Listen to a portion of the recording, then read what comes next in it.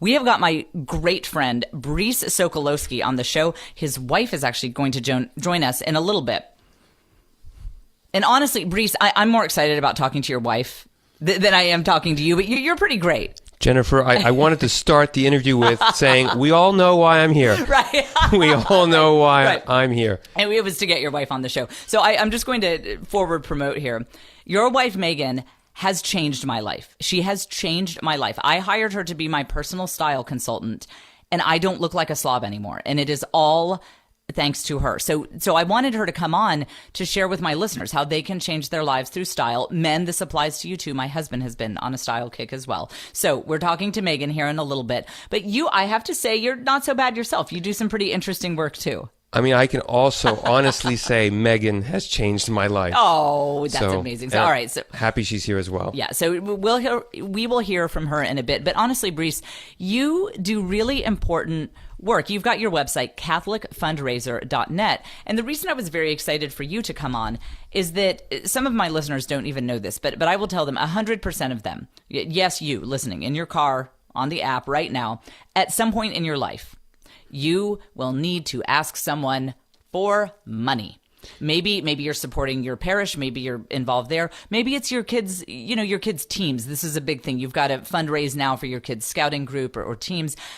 We all face these moments where let me phrase it a different way. If there is a cause that you believe in, and I think most of us, God sends us these kind of things at some point in our lives, where you're like, man, I really care about this, my kid's sports team or my parish or this monastery down the street. I want to help them. You know what you will find is at some point you will need to help them with money, because all of these people, nothing in life is free. The teams and the monasteries and the organizations, all of these things need money, usually donations to run. And that's where you come in, Brice. This is kind of your specialty, right? Showing people, especially in the Catholic world, how to fundraise. Yeah, I started like everybody else, where I thought, well, who can I donate to? So, I was donating to my parish.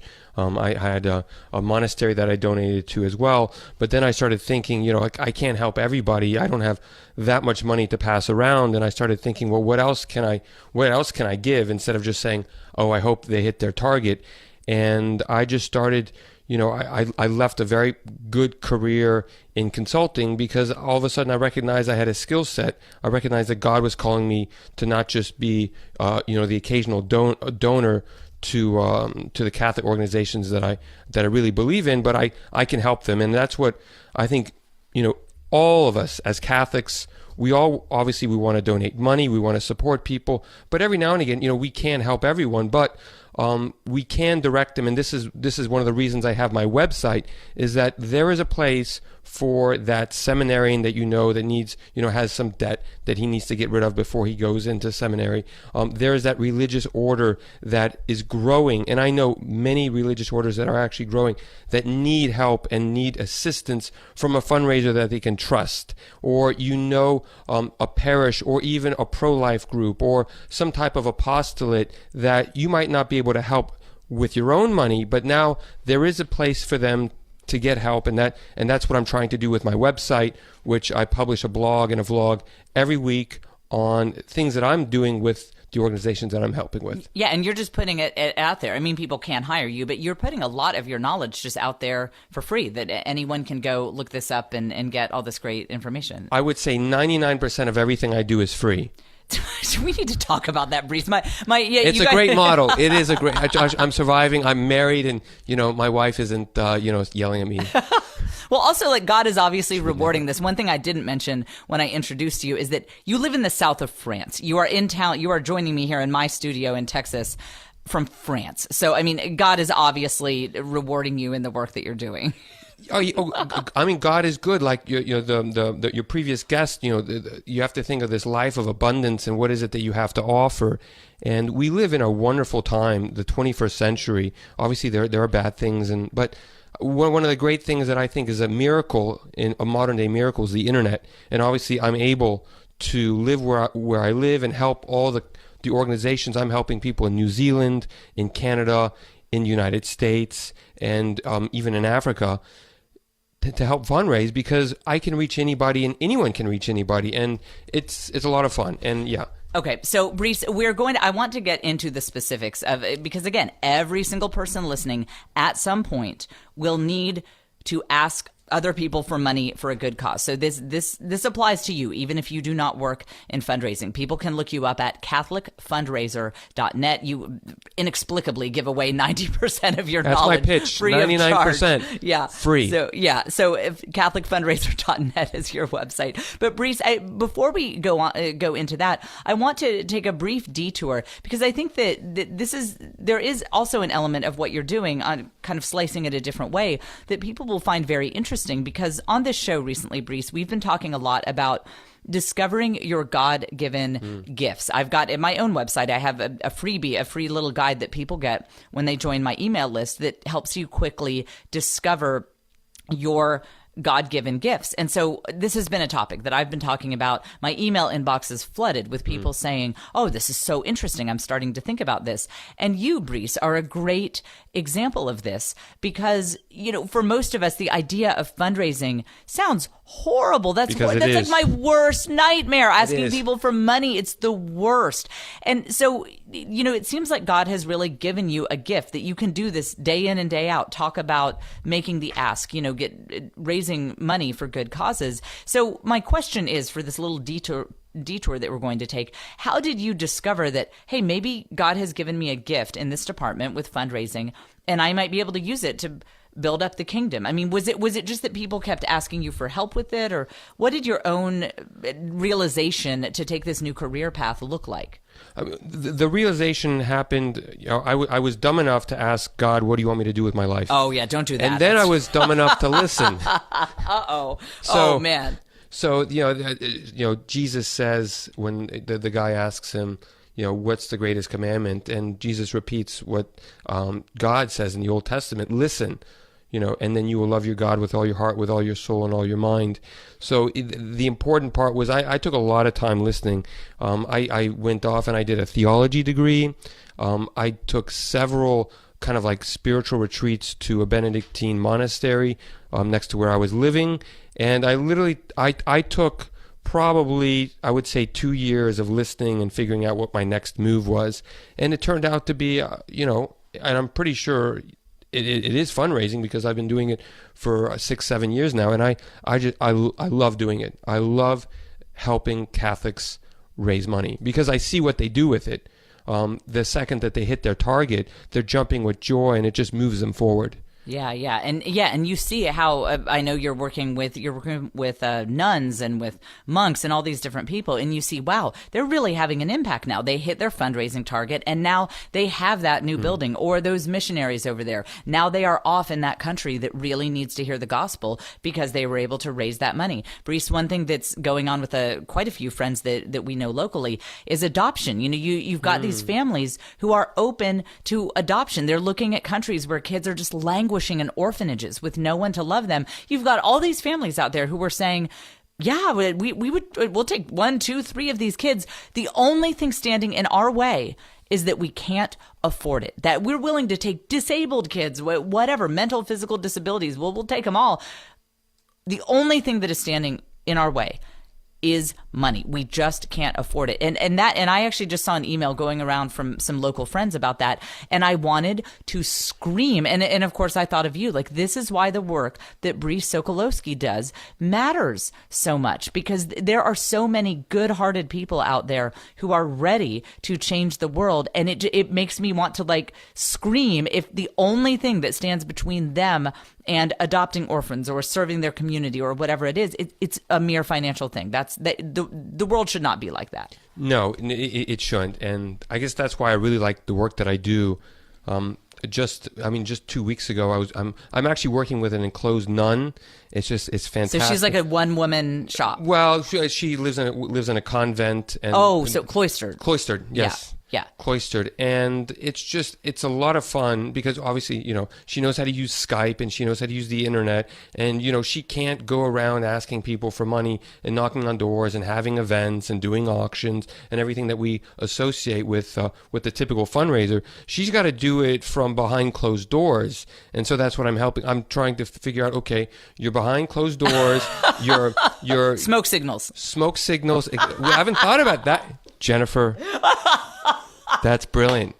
You've taken my fundraising to the next level. Right. It's going to be a whole new suite of offerings for me. She could do like a bat signal, but with the shape of a nun instead of the bat. I am full of ideas, Brice. Yes. I have a creative mind. My goodness. And we could do light. We kind of like a bat light. Yes, exactly. Laser light show. There's a lot she can do as a cloistered My gosh, nun. I've been thinking. I need to think outside the box. Right, outside the cloister. CatholicFundraiser.net is where people can go and get your free tips. They can sign up for your email list, or they can hire you if they need some specific consulting for how they can fundraise for your organization. So give me an example. If you have someone who is in the cloister, I mean, what sort of conversations do you have about, like, other than bat signal, how you can, within your vocation, still contact people? Well, one of the big ways is using their website. A lot of people just put up a website and then they think, oh, it's all done and dusted, but then it does gather dust. So it's trying to explain to them how to use their website, how to get traction, how to get just traffic to your website. It's not that complicated. There are things like trends.google that you could, I'm not going to go into too much detail, but there are trends.google, your Google Search Console, Google Keywords, and little things like this where you can just tweak and tell Google, hey, this is what my website is about. You're going to start getting traffic because the majority of people aren't doing this type of stuff. And I think 2 weeks ago I was looking at how many people in the United States actually Google like vocations to be a nun, and it's over 100,000 a month. A month? 100,000 people a month Googling how to discern a vocation to be a nun. Yeah, and wow. So one of the other things that I was helping them with fundraising, but then they asked, hey, if you can help get us donors, can you help us connect with people that might be discerning a vocation? So I just simply was helping them figure out, well, how do we get people, because that's how you discern a vocation these days, is through the internet. Like how, what orders are there, what are they doing? So one of the ways I'm doing is helping them with their website, gain traffic, and then engage with people via the internet and via their website. So it's not just about Facebook, and it's not just about posting things or tweeting. There's a whole lot more things. There's email. You talked about email. We talked about the internet. We can still use the phone. The phone is a fantastic tool to use to connect with people. Yeah, and I think that one of the big takeaways here is for any of us when we're stuck in something we need to do in life, whether it's fundraising or actually with, we're speaking to your wife here pretty soon about her fashion consulting. This is something that I've only recently realized in the past couple of years is the power of admitting that you're not very good at this, or that you need help. You just don't have experience with this. And so that's why people can bring someone like you in. Like if someone is working with their parish and their parish really is noticing that they're just not getting the donations that you might expect given their number of parishioners, to say, hey, okay, I'm going to contact Brice, CatholicFundraiser.net. I'm going to look him up. I'm going to have him come in and just say, maybe he could bring some fresh ideas that we haven't thought of. Same thing with me working with your wife, Megan. I kept saying, gosh, my style, I am wearing the same things I was wearing 15 years ago. Like in some cases, literally the exact same item of clothing is still sitting in my closet. And I kept saying, oh, I'm going to mix up my style. And then I would go onto Gap.com and I would buy another cardigan just in a different color. And that is when I went, like the fifth time that happened, I was like, I need a third party to come in and help me because I am not good at this. And I think there's a power, there's a good Christian lesson there in not trying to do everything completely on our own, right? Yeah. I mean, as Catholics, we live in a community and you can't be Catholic alone. And, my experience and my assumption is it's the experience with your audience is that, we all know Catholic organizations that need help with fundraising. And instead of just saying, oh, well, I hope they make it, or, I'll give them a little check, there is help from the inside. And, I'm helping. I also know a good amount of other Catholic fundraisers out there. There is a network of Catholics just like me who want to help other Catholics with fundraising, because we know it's difficult, and I do it every day. I still think it's difficult, but I think it's a reminder that we are dependent on other people, and that's the great thing about being Catholic. You can't just go off and do it alone. We do need help from other people. Yeah, that is such a great lesson. CatholicFundraiser.net is the website. And Brice, we just have a few more minutes before I'm going to switch gears, and we're going to talk about how style can change your life, whether you are a man or a woman. But the final comment I want to make is I have noticed as a convert to Catholicism that we do, just in the Christian world generally, we have a weird relationship to money. There's this idea that anytime anyone asks for money, they must be greedy and evil. That's kind of out there. Like if I say, hey, I have this ministry and I was wondering, could you give $100, $1,000, make a monthly donation? We feel guilty about that. And we feel like people are going to react and be annoyed. Like, whoa, that's disgusting. Why are you asking me for money? Can't you just live on prayers and, and air and water? Like, what do you need money for? What would you say to people who just inherently feel uncomfortable bringing money into anything going on in the faith world? It's a great question. I came across a biography on St. Ignatius of Loyola, who obviously founded the Jesuits, and the last 10 years of his life, so he was building up the Jesuits, and his entire life he took a vow of poverty, but he recognized what he wanted to leave behind. He wanted to leave behind a network of universities because he really believed that was the way of teaching and forming the next generation. And he recognized that, my gosh, I'm going to have money to do this, because he wasn't getting the funding necessary to build all these schools. So he, you could say he bit the bullet and said, look, I got to change my perspective on money if I'm going to make this happen. And literally the last 10 years of the life, we all know him for the Ignatian spirituality. And he actually wrote about 6,000 letters in his lifetime. 96% of his letters were written in the last 10 years of his life asking people for money. Really? And this is St. Ignatius? St. Ignatius. Wow. But that's good to know. Yeah. But you have to check out my blog. It was about 2 weeks ago. But he was committed to, every time I'm going to ask somebody, I'm going to be committed to the other person. I'm going to be committed to their faith life. He was constantly reaching out to donors, going to their funerals, going to their weddings, so he understood that it wasn't exactly how he wished he would have done his vocation or his mission, but he recognized that if I'm going to make this happen, and thank God he did, because we have all these wonderful universities, he recognized that I've got to learn how to ask. I love it. And I think God can work through that. Who knows? Maybe the funeral of the big donor who he felt kind of obliged to go to the funeral, who knows? Maybe he ended up really being a witness to some random person who was there. I think that when we just do the things that God is calling us to do, even the less glamorous parts, or even the things that kind of feels like the dirty work, like raising money for your organization, you see God works through that. You might end up with your new best friend or someone who ends up being a tremendous partner in your ministry, and they were all a contact that you were contacting about fundraising. So I think as long as we always are looking at the humanity of people, and we're not just saying, oh, I only want to go to lunch with that guy if he'll donate $1,000 to my ministry. If we're looking at it like, no, I'd love to connect with that guy either way. I hope he's up for a donation, but if he's not, I love this guy anyway. He's totally cool. I think then we should not feel bad at all, right? St. Ignatius, his first rule of fundraising was saying, before you start, you really have to believe in what you're doing, and you have to be you have to be all in, and you have to be able to just be your own witness of saying, I'm going to do something fantastic. I'm actually going to do, if whatever money you're going to give me, I'm going to do something even more for you and everybody else. It's just, you have to, the humanity of it. And, it's profound. Yeah. Okay. So Brice, before we go to break, I am speaking of things that you believe in and that you're telling people about. I am going to make my pitch for people to get my book at the Barnes & Noble sale that's going on tomorrow. You can critique it. Okay. Yes, and it's on my list. I told Megan we're going. We're buying. Good. Okay, so you have to do it tomorrow because that's when the sale is. All right, are you ready? Here's my pitch. You can critique it. Okay. All right, now I'm talking to the listener now. Okay, listeners, I think that you should get this book. So it's my book, One Beautiful Dream.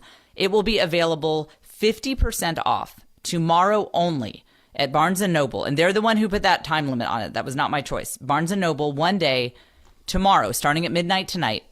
My book, One Beautiful Dream, is on sale 50% off. And here's why I think you should get it. Not just to support me, although it does support me and I appreciate it and that's wonderful. This book is a Catholic story. It's a pro-life story. It's funny. And it shares a lot of things that I learned the hard way about what fulfillment really looks like. And when you get this book on your 50% discount, you are supporting this very ultimately Catholic and pro-life message, and hopefully will help that message break into the mainstream. So how is that pitch? No, it's fantastic. I think it's a great, for that little bit of investment, not only do you get a great book, but you're pushing some, we always talk about as Catholics, the secular world, it's such a fight. Well, here right now is an opportunity to get a Catholic book that's absolutely wonderful into the mainstream. It's on the verge. It's 90% of the way there. And just by going off and buying it, how much easier can it get? Man, I need to hire you, Brice. Very good. You are very good at your job. Okay, so thank you for the plug for my book. I really do want people to look you up, catholicfundraiser.net. Even if the only fundraising you are doing right now is for your kids' scouting troop or for the softball team, Brice gives, like he said, he's so crazy. He gives like 99% of what he knows away for free. So you can get those tips over at catholicfundraiser.net. And coming up next, we are going to talk to his wife, Megan Sokolowski, about how changing what you wear can change your whole life. And I am living proof that this is absolutely true. And we will talk about that up next here on the Jennifer Fulwiler Show.